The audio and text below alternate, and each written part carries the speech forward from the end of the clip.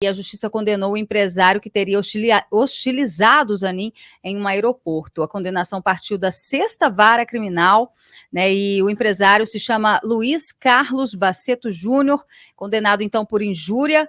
E inicialmente o Zanin ele queria uma indenização de R$150 mil, mas acabou aí o valor acertado ficando em R$10 mil. Inicialmente também o empresário teria que cumprir uma pena de pouco mais de 4 meses de detenção.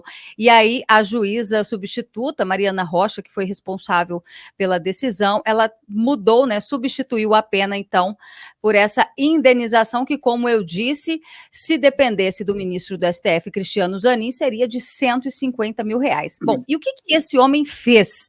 Ele abordou o magistrado e chamou ele de, abre aspas, pior advogado que possa existir na vida, bandido, corrupto, safado e vagabundo. As ofensas foram gravadas e também divulgadas nas redes sociais. Baceto também teria chegado a ameaçar fisicamente o então advogado. Vontade de meter a mão na orelha de um cara desse, foi o que ele teria dito no vídeo, né? E disse mais, tinha que tomar um pau de todo mundo que está andando na rua, safado. Bom, aqui a gente já consegue ter uma noção do episódio ocorrido então neste aeroporto, que foi ainda no ano passado, né? Teria sido no banheiro de um aeroporto. Mas eu quero te ouvir, Gustavo Lopes, porque nós temos aqui uma indenização de R$10 mil e ofensas contra o Cristiano Zanin, atual ministro do Supremo Tribunal Federal. A gente lembra que foi muito criticada a indicação dele, justamente por ele ser advogado, já ter advogado, principalmente na época da Lava Jato, para o presidente Lula. Como que você vê, né, essa reação do povo e aonde isso foi parar? Pois é, Bere, a gente tem primeiro que lembrar, né, quem é Cristiano Zanin, né? Foi, como tu bem colocou, advogado pessoal do Lula, e o sogro dele, Roberto Teixeira, foi advogado pessoal do Lula durante muito tempo, é amigo pessoal do Lula. Então, assim, a gente já vê o nível de promiscuidade que existe, né, entre o poder federal, né, o executivo federal e o judiciário, porque, afinal de contas, ele acabou indicando depois esse advogado Cristiano Zanin para ser ministro do STF, lembrando que o STF é uma vaga vitalícia, né, o cara fica lá até se aposentar.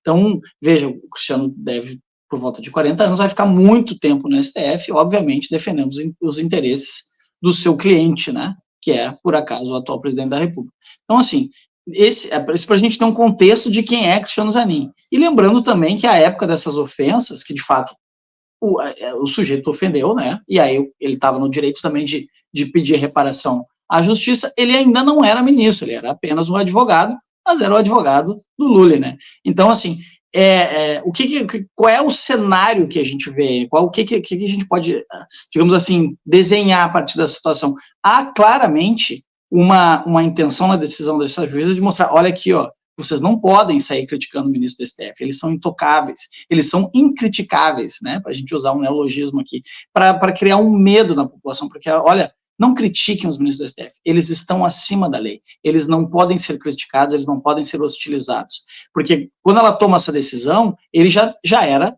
ministro do STF. A pergunta fica se ele não fosse ministro do STF, será que ela teria tomado a decisão dessa maneira? Será que ela teria feito a condenação dessa multa? Lembrando que o empresário já havia gravado um vídeo por acordo que havia feito na justiça, se retratando, pedindo desculpas, dizendo que não era nada daquilo, que na verdade o Cristiano Zanin era uma pessoa excelente, um grandíssimo advogado.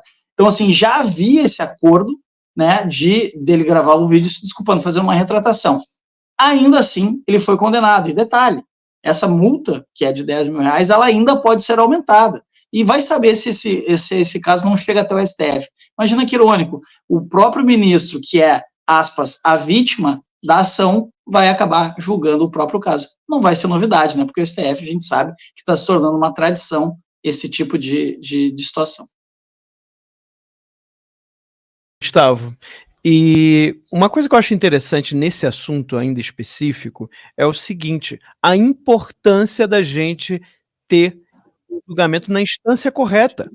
Você imagina, tivesse ido direto para o STF, como eles fizeram com o pessoal do 8 de janeiro, né, como fizeram com o Felipe Martins e vários outros, né? Imagina se isso tivesse acontecido nesse caso. Vocês duvidam que esse homem ia estar tendo que pagar 150 mil de multa e mais não sei quantos meses ou até mais tempo do que isso de cadeia? É claro que isso ia acontecer. Então, pelo fato de estar numa primeira instância, você tem alguém, como deve ser todo julgamento, né, um juiz imparcial que está olhando de fora. Não é a vítima que sofreu, não é o Zanin que está decidindo a pena dele, não. Ele está lá como alguém que está acusando, que tem o seu papel, beleza, pediu lá 150 mil, mas o juiz imparcial é que tem que olhar e falar: não, isso é desmedido, essa multa é desmedida.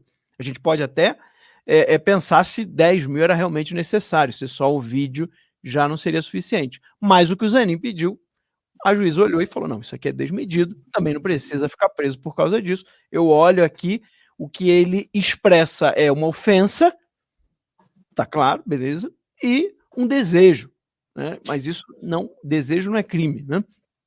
Até agora, né? Até agora que eu saiba, não é. Mas a questão é muito clara, gente, a importância de você estar na instância certa. Você tirar o direito das pessoas, como aconteceu com o do 8 de janeiro, do Felipe Martins, vários outros, né, que estão nesses inquéritos. Tem influenciadores, várias pessoas que estão sendo já julgadas diretamente no STF sem foro privilegiado. Isso é tirar o direito de recorrer, é tirar o direito que é chamado de juiz natural, é o juiz que está lá, que não tem nada a ver com a história. Ele pode julgar com muito mais imparcialidade.